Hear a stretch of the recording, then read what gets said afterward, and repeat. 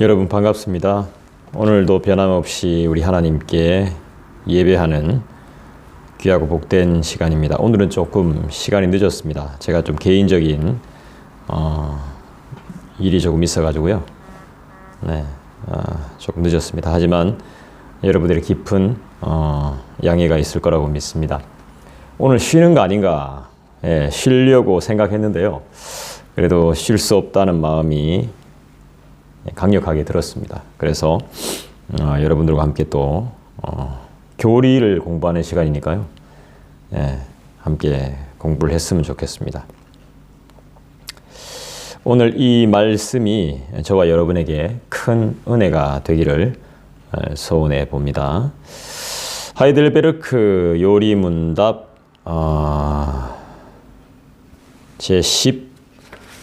제가 제목을 잘못 쓴 것 같은데요. 14문이 아니라 15문이네요. 그죠? 15문. 누가 우리를 구원할 수 있는가? 그렇다면 우리는 어떠한 중보자와 구원자를 찾아야 합니까? 라는 질문으로 우리가 시작해 봅니다. 우리는 어떠한 중보자와 구원자를 찾아야 되는 것입니까? 우리를 중보하고 구원할 수 있는 분은 누구십니까? 라는 질문과 같은 거라고 보여집니다. 답은 참 인간이고 의로우신 분이시나 동시에 참 하나님이시고 모든 피조물보다 능력이 뛰어나신 분입니다. 라고 답하고 있습니다. 참 인간이고 의로운 분이시고 동시에 참 하나님이신 그분이 누구십니까? 모든 피조물보다 능력이 뛰어나신 그분. 여러분 누구시죠? 모르는 사람 없습니다. 그죠?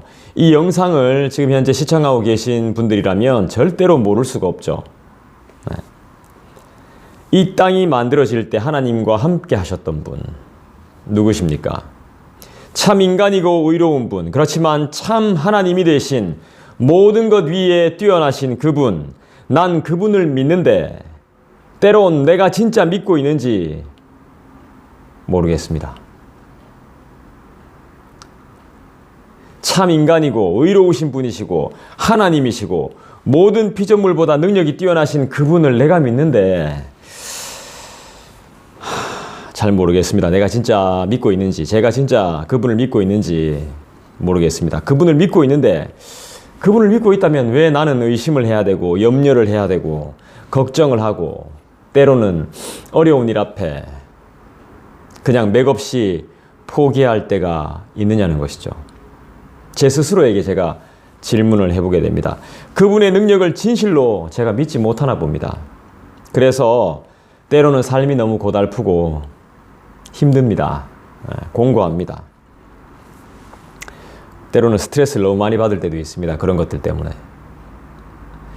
제가 설교자인데 설교하는 대로 잘 못 살아서 설교와 제 삶이 너무 달라서 속상할 때가 많고요. 힘들 때가 많습니다. 저는 저의 서글픔이 이런 공고함이 그분의 계획과 섭리 속에 있다는 걸 압니다. 알고 있습니다. 아니 좀 더 정확히 이야기하면 좀 알 것 같습니다. 이제야 좀 알 것 같습니다. 이렇게라도 그분께서 이렇게 이 상황을 만들지 않으시면 저는 고민이란 것을 전혀 하지 않는 그런 생각 없는 사람으로 살 것이 뻔하기 때문입니다. 생각 없이 마음대로 살 게 뻔하기 때문이죠. 오늘도 그랬습니다. 제가 홧김에 한 일이 적지 않습니다. 주님 안에 있는 우리 무슨 핑계를 댈 수 있을까요? 모든 것이 나의 잘못이고 나의 죄악일 뿐인데 말이죠. 그분을 따르지 못한 나의 어리석음이고 무지한 뿐입니다. 그리스도 안에 있는 우리 무엇이 더 중요하고 무엇이 덜 중요합니까? 우리 모두 가운데 누가 더 중요하고 누가 덜 중요한 것입니까? 다 중요하고 다 소중하죠. 주님이 허락하셨다면 모든 게 다 소중하고 모든 게 다 중요합니다. 우린 중요하고 소중한 존재들이죠. 하나님이 그렇게 만드셨고 창조하셨습니다. 그렇게 명하셨습니다. 그런데 우리가 기억해야 될 것이 있습니다. 천국을 소망하는 우리에게 남아있는 과제가 있더라는 것입니다. 뭘까요? 성경을 한번 찾아볼까요? 마태복음을 한번 찾아보겠습니다. 마태복음 3장, 4장을 한번 찾아보겠습니다. 마태복음 3장, 4장. 먼저 마태복음 3장을 보면 마태복음 3장 2절 회개하라 천국이 가까이 왔느니라 하였으니. 회개하라 천국이 가까이 왔느니라. 명령하고 있죠. 하나님 명하고 계시죠. 예수님이 명하고 계시죠. 회개하라고 말씀합니다. 4장도 찾아볼까요? 4장 17절. 이때부터 예수께서 비로소 전파하여 이르시되 회개하라 천국이 가까이 왔느니라 하시더라. 이게 뭘까요? 우리의 과제라는 것입니다. 예수께서 우리에게 어떤 과제를 주셨을까요?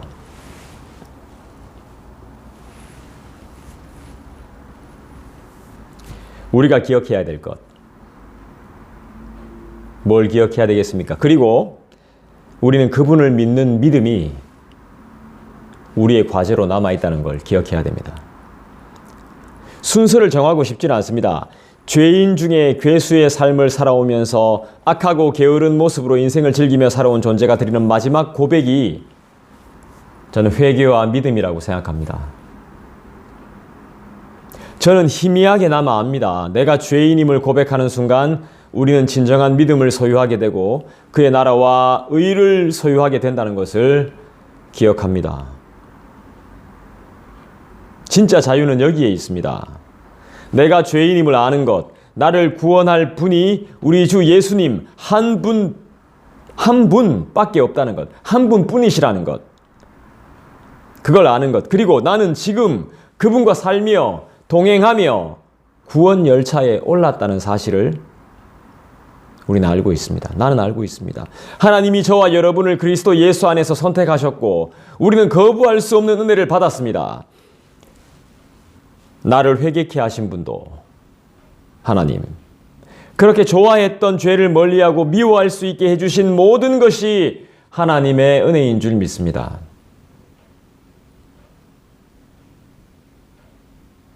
하나님은 나를 선택하시고 창조하셔서 거부할 수 없는 엄청난 은혜를 주셨습니다. 그건 바로 그분을 전하고 싶고 그분과 늘 함께 동행하고 싶고 그분을 닮고 싶어하는 간절한 소망입니다. 이런 조건 없는 은혜를 허락하신 하나님을 위해 우리는 뭘 할 수 있을까요? 사실 우리는 할 수 있는 것이 그닥 없는 것 같습니다.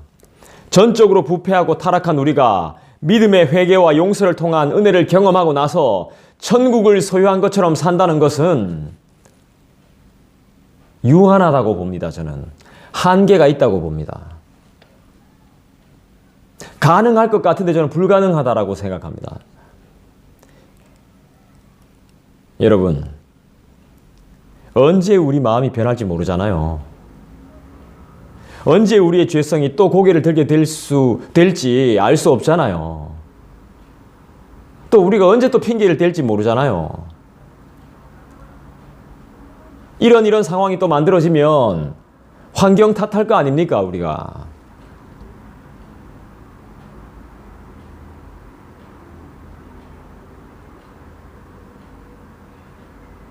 불만, 불평일 거 아닙니까?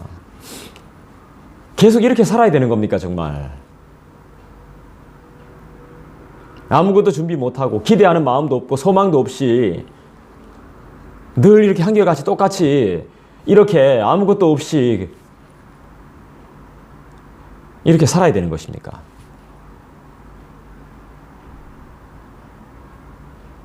여러분, 우린 주님을 위해 무엇을 할 수 있습니까? 무엇을 해야 됩니까? 하나님의 전적인 은혜로 자녀된 우리가 할 수 있는 것이 무엇입니까? 감사밖에 없더라는 거죠. 모든 상황을 허락하신 하나님께 감사할 수밖에 없더라는 것이죠. 불평, 불만한다고 해서 아무것도 되지 않더라는 것이죠. 아무리 뒤에 가서 수근수근 거려봤자, 아무리 무슨 계획을 세워봤자 만족할 만한 성과를 얻기가 어렵다는 것이죠. 그저 감사와 찬양과 예배를 드리는 것입니다. 남들은 이걸 바보라고 하겠죠. 어리석다 말하겠죠. 어떨 땐 막 안 하고 싶어요, 여러분. 오늘 사실 안 해도 돼요. 안 한다고 해서 누가 뭐라 할 사람 없어요. 교리 안 가르쳐도 돼요. 아무도 안 오는데 저 혼자 여기서 이렇게 할 필요가 없죠. 계속 혼자 하니까 이제 사람들이 오는 게 부담스러워요. 안 와도 걱정이지만 와도 걱정이야. 저도 환경 탓, 상황 탓을 하고 있는 거죠. 예배 드릴 수 있는 상황이 아닌데, 환경이 아닌데.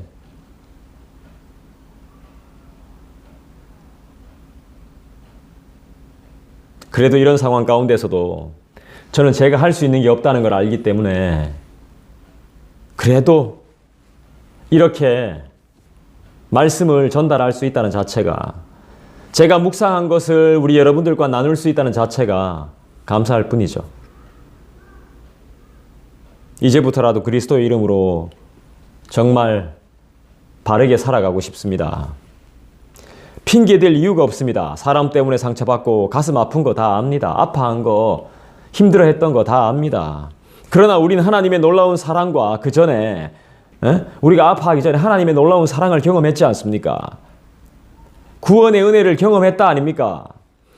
하나님이 늘 우리와 함께 하신다는 것을 안다면, 그것을 진실로 믿는다면 지금 현재 놓여있는 상황과 환경은 뛰어넘을 수 있어야 되는 거 아닙니까? 그 기쁨을, 상황을 뛰어넘는 기쁨을 맛보는 저와 여러분이 되기를 간절히 원해요. 그 방법이 뭘까요? 상황을 뛰어넘는 기쁨을 맛볼 수 있는 방법이 무엇일까요? 우리 주 예수 그리스도의 이름으로 구하는 것뿐이죠. 이때 믿음을 사용해야죠. 우리는 압니다. 우리의 노력과 수고와 열심, 부지런한 기도 생활이 나의 능력이 아닌 그분의 전적인 인도하심과 이끄심 때문이란 것을 우리는 믿습니다. 여러분, 그분이 누군데요? 성경은 그분을 어떻게 말씀하고 계십니까? 히브리서 2장에 보니까 그러므로 저가 범사의 형제들과 같이 되심이 마땅하도다. 이는 하나님의 일에 자비하고 충성된 대제사장이 되어 백성의 죄를 구속하려 하심이라. 고린도 후서 5장에도 보니까 하나님이 죄를 알지도 못하신 자로 우리를 대신하여 죄를 삼으신 것은 우리로 하여금 저의 안에서 하나님의 의가 되게 하려 하심이니라. 이러한 대제사장은 우리에게 합당하니 거룩하고 악이 없고 더러움이 없고 죄인에게서 떠나 계시고 하늘보다 높이 되신 자라. 그러므로 주께서 친히 징조로 너희에게 주실 것이라. 보라, 처녀가 잉태하여 아들을 낳을 것이요 그 이름을 임마누엘이라 하리라. 이는 한 아기가 우리에게 낳고 한 아들을 우리에게 주신 바 되었는데 그 어깨에는 정사를 메었고 그 이름은 기묘자라 모사라 전능하신 하나님이라 영존하시는 아버지라 평강의 왕이라 할 것임이라. 그의 날에 유다는 구원을 얻겠고 이스라엘은 평안히 거할 것이며 그 이름은 여호와 우리의 의라 일컬음을 받으리라. 태초에 말씀이 계시니라. 이 말씀이 하나님과 함께 계셨으니 이 말씀은 곧 하나님이시니라. 율법이 육신으로 말미암아 연약하여 할 수 없는 그것을 하나님은 하시나니 곧 죄를 인하여 자기 아들을 죄 있는 육신의 모양으로 보내어 육신의 죄를 정하사 육신을 쫓지 않고 그 영을 쫓아 행하는 우리에게 율법의 요구를 이루어지게 하려 하심이니라. 어디 나오는 말씀이라고 읽지는 않았습니다. 우리의 죄를 대신할 중보자는 나와 우리 그리고 하나님과의 관계 속에 화해를 이루어야 할 화목의 제물로 이 땅에 오셨습니다. 싸움을 중재하는 중재자처럼, 싸움을 말리는, 서로를 안심시키고 위로하는 완벽한 화목 제물. 양쪽이 다 만족할 수 있는 화해의 제물. 선물인 것이죠. 우리의 구원자는 자신이 해야 할 일을 분명히 알고 있습니다. 인간 스스로 해결할 수 없는 죄의 문제를 하나님의 어린 양 되신 그분이 감당하셔야 합니다. 그분은 온전한 사람이시요 완전한 하나님이십니다. 그는 의로우며 율법을 다 지키신 것뿐만 아니라 완전케 하시며 하나님의 말씀을 온전히 다 이루셨습니다. 그분은 우리의 진정한 위로자이십니다. 그리고 우리의 치료자이십니다. 그리고 우리의 죄와 타락에서부터 회복시키시는 전능하신 분이십니다. 그리고 우리를 사랑하시며 용서하시는 분이 바로 우리 그리스도이십니다. 그분은 바로 우리를 위한 하나님의 거룩한 말씀이요 계명이며 율법이요 약속이 되십니다. 우리에겐 심판이 없습니다. 죄와 사망에서 해방이 되었기 때문입니다. 불가항력적 은혜인 것입니다. 그분의 은혜인 것입니다. 죽을 수밖에 없는 우리가 죽음을 맛보지 않고 새로운 생명을 가지게 되었습니다. 우리의 교만함을 꺾으시고 인생의 수치와 비참함을 홀로 지고 가신 어린 양 예수님의 그 순종을 배우고 닮고 싶습니다. 우리의 삶의 목적이 바뀌었습니다. 또한 가치도 달라졌습니다. 우리는 이제 무엇을 마실까, 무엇을 입을까, 먹을까 염려하지 않습니다. 주 예수보다 더 귀한 것은 없기 때문입니다. 디모데전서 2장을 한번 살펴볼까요? 디모데전서 2장 5절입니다. 하나님은 한 분이시요 또 하나님과 사람 사이의 중보자도 한 분이시니 곧 사람이신 그리스도 예수라.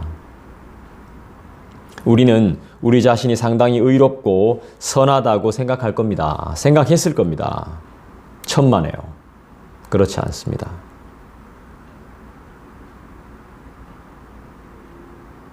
그분을 몰라도 너무너무 모르는 것이고 자신을 몰라도 너무너무 모르는 것입니다. 그런 생각들은 초등학교 6학년이나 하는 생각입니다.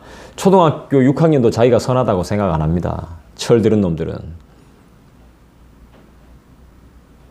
그리고 구원받기에 스스로 자격이 충분하다고 생각할 겁니다. 그래 되나 한번 봅시다. 인간의 교만입니다. 교만.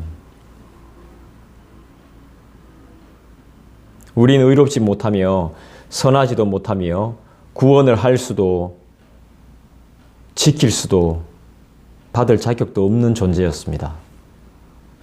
우리의 중보자 되신 그리스도는 자신의 몸을 내어주셨습니다. 스스로 피를 흘린 것입니다. 우린 그렇게 할 수 있습니까? 내 죄를 내가 책임질 수 있겠습니까? 내가 벌려놓은 일을 누군가 도와줘야 되는 거 아닙니까?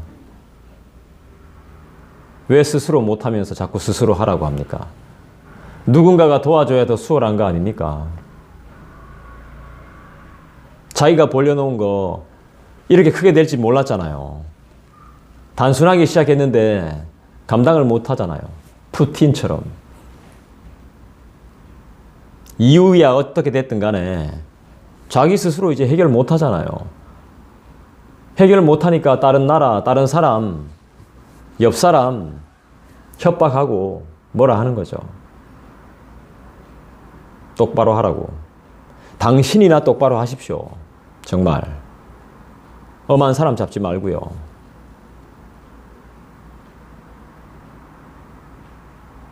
왜 말씀을 전하는 자의 그 메시지가 여러분들 마음에 쏙 들어야 됩니까? 언제 우리가 이렇게 된 겁니까? 내 마음에 안 든다고 그렇게 하지 말라고 말할 수 있는 겁니까? 이건 하지 말고 저건 하지 말고 그런 이야기 하지 말고 저런 이야기 하지 말고 내비두세요. 저도 여러분들한테 그렇게 말 안 하잖아요. 내비두라고요. 왜 그래서 싸움을 일으킵니까? 가만히 있는 사람한테.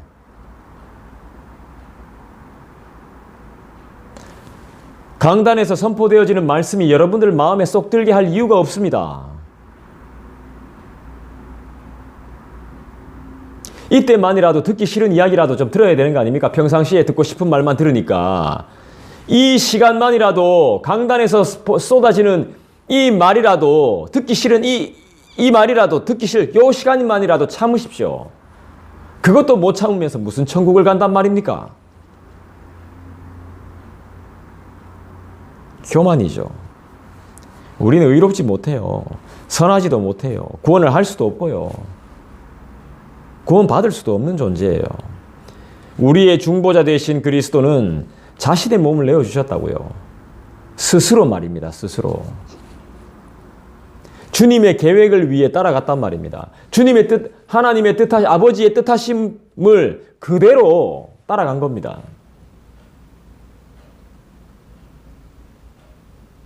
여러분, 그분을 부끄러워한 적 없습니까? 늘 자랑하세요? 늘 칭찬하세요? 다행입니다. 그러면 진짜 다행입니다. 저보다는 확실히 나으시네요. 존경합니다. 흠 없으시니까, 죄도 없으시니까, 항상 옳은 길을 따르시니까 정말 존경합니다.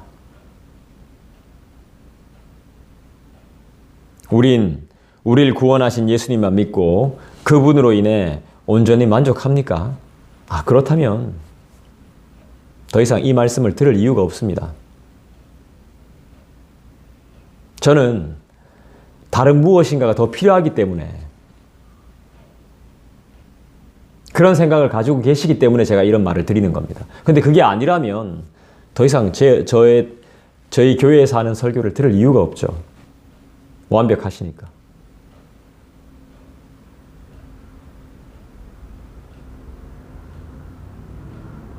그렇다면 여러분, 절대로 핑계 대지 마십시오. 주님으로 만족하고 주님을 위해 살고 있다면 절대로 핑계 대지 마십시오. 그렇다면 숨을 이유도 없는 겁니다. 당당해지셔야죠. 뻔뻔하라는 말이 아닙니다. 당당해지십시오. 누구 때문이라고 욕할 필요도 없습니다. 죄를 전가할 필요도 없습니다. 여러분이 당당하시니까. 하지만 저는 부탁드리고 싶어요. 뻔뻔해지란 말이 아니에요. 잘못한 것이 없어도 용서를 구하십시오. 당당하게. 당당하게 나아가십시오. 담대히 나아가십시오. 진리는 따르는 자가 적지만 홀로 아주 담대합니다. 잘못한 것이 없어도 용서를 구하고 회복하고 화목하십시오. 그게 하나님이 기뻐하시는 것입니다. 하나님이 우리를 먼저 사해 주셨기, 용서하셨기 때문입니다.